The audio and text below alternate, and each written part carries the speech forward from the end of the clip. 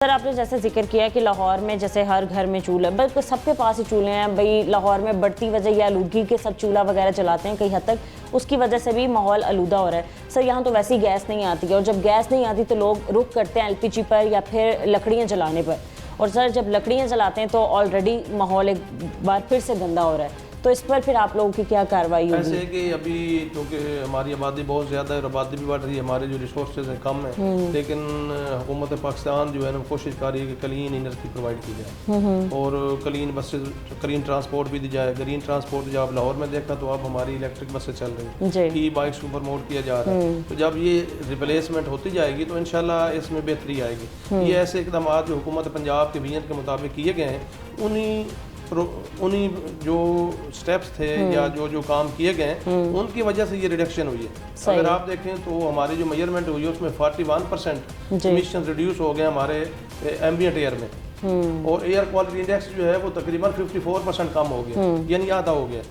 तो अब हमारा माशाल्लाह लाहौर में जो एयर क्वालिटी इंडेक्स है ये अंडर 300 है, और बाज़ औक़ात तो ये अंडर 200 भी चला जाता है। सर ग्रीन लॉकडाउन मुझे याद है पिछले साल जो है वो लगाया गया था, तो सर कितना एयर क्वालिटी इंडेक्स क्या 400 से बढ़ जाता है तब ग्रीन लॉकडाउन लगता है? जैसे ही अनहेल्दी होना शुरू होता है तो फिर वहाँ पे हम ग्रीन लॉकडाउन 1-2 दिन के लिए लगाते थे। पिछले साल हमने लगाया था ताकि वहाँ पे जो इंडक्शन है, स्मोक इमिटिंग रिसोर्सेज की वो हम कम करें। वहाँ पे आपने गाड़ियों को रोक दिया, तो वहाँ पे ग्रीन लॉकडाउन में हमने जो बारबेक्यूज थे तो उनको हमने रोका कि आप ये धुआं ना फैलाएं। तो इस साल आपने देखा कि हमने तमाम बारबेक्यूज के ऊपर हमने सक्शन हुड लगवाए। तो ये भी अर्बन एरिया का एक बहुत बड़ा पोल्यूशन सोर्स था, और धुएं से भी ये जो हमारी गाड़ियाँ हैं उसके बराबर ये धुआं दे रहे थे। तो हमने सक्शन हुड लगवाए और उसको कंट्रोल करवाया। तो जहाँ गाड़ियों को धुआं कंट्रोल हुआ है, सक्शन हुड से बारबेक्यूज और ये ओपन जो हमारी कुकिंग होती थी उसका हमने धुआं कंट्रोल करवाया। तो हमने हर सोर्स को टच किया।